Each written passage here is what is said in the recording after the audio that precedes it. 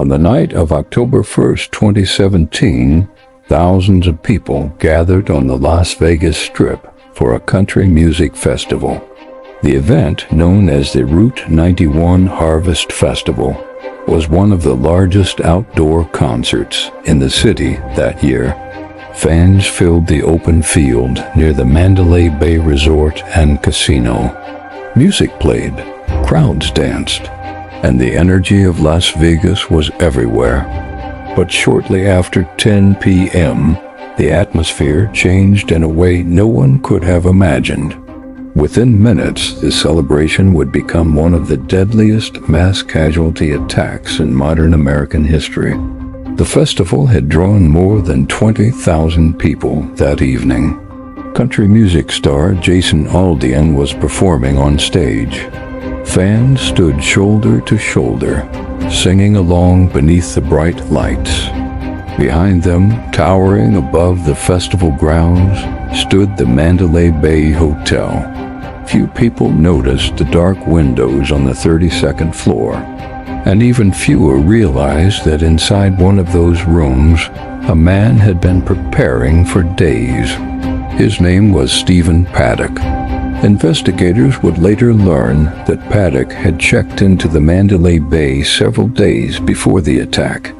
Over that time, he transported numerous suitcases into his room. Inside them were firearms and equipment. By the time authorities entered the suite, they discovered more than 20 weapons inside the room.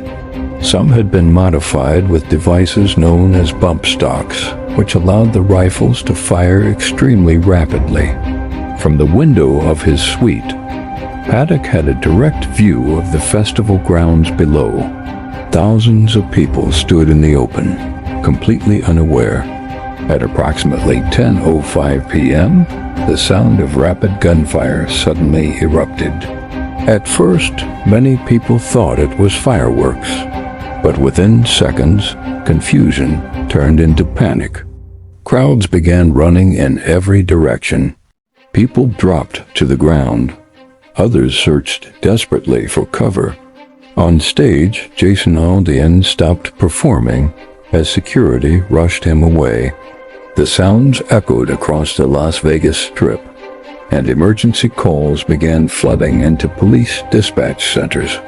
Witnesses later described scenes of fear and confusion. Many people tried to shield friends and strangers. Others hid behind food stands, vehicles, and barriers. Emergency responders rushed toward the scene, while thousands attempted to flee the area. Police officers began searching for the source of the gunfire. Within minutes, they traced it to the upper floors of the Mandalay Bay Hotel. Officers moved quickly to secure the building. At the same time, paramedics began treating hundreds of injured people at the festival grounds. Hospitals across Las Vegas activated emergency response protocols. Officers from the Las Vegas Metropolitan Police Department began moving floor by floor through the hotel. They eventually located the room where the gunfire had originated. After forcing entry into the suite, officers discovered the suspect. Inside the room, Stephen Paddock was found dead from a self-inflicted gunshot wound. Authorities also discovered the large number of firearms and equipment he had brought with him. Outside the hotel, emergency crews continued working through the night. Ambulances transported victims to nearby hospitals, and the city struggled to understand what had just happened. The attack left a devastating impact. 60 people lost their lives, and hundreds more were injured. It became the deadliest mass shooting carried out by a lone gunman in modern U.S. history. Families across the country received heartbreaking phone calls. Friends searched hospitals and emergency shelters looking for loved ones. In the days that followed, vigils were held across Las Vegas. Thousands gathered to honor the victims. Flowers, candles, and messages covered memorial sites across the city.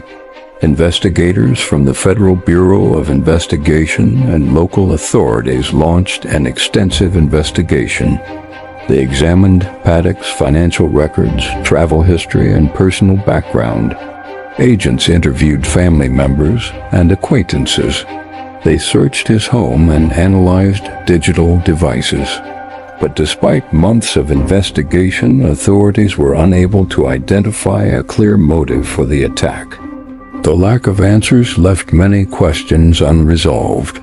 The tragedy also reignited national debates about firearm regulations and public safety. One of the most discussed issues involved bump stock devices. In the years following the attack, new federal regulations were introduced banning their possession in the United States.